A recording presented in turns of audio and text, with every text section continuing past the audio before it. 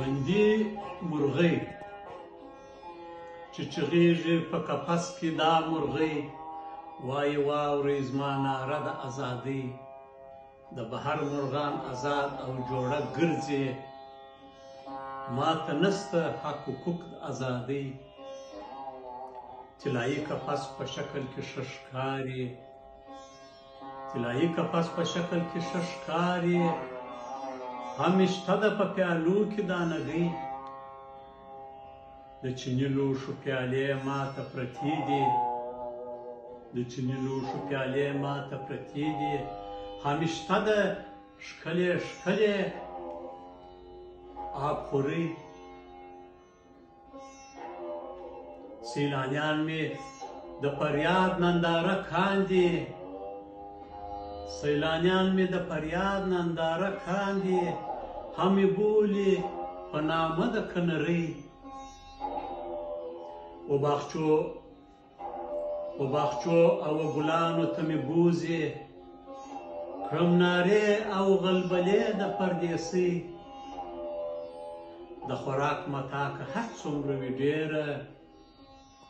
د خوراک متاکه هر څومره وي ډېره هیڅوک نه غواړي قفس ته دلتنګۍ ازادي خو لوی نعمت ده هر سادار ته که نه واوره د قفس ته دې مرغۍ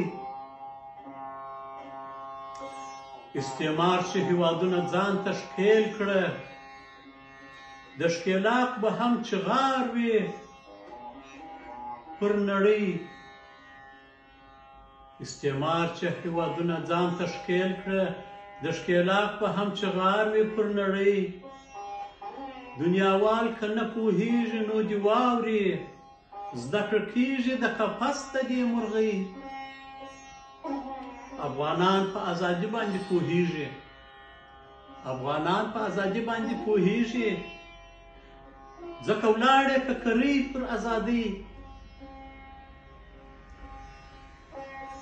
که مې ژوند نه وي ازاد ځان به نثار کړم که مې ژوند نه وي ازاد ځان به نثار کړم خوښ مې نه دی بندي ژوند د بندګۍ دا د فکر ازادي حق د انسان ده دا د فکر ازادي حق د انسان ده نه چې واچوي برقه د غلامۍ د بغرې او د قفس توپیر ډېر کم دی د بغرې او د قفس توپیر ډېر کم دی چغې اورئ په زندان کې د نجلۍ ما ننګیال به څرکې خپل اورونه بل کړه ما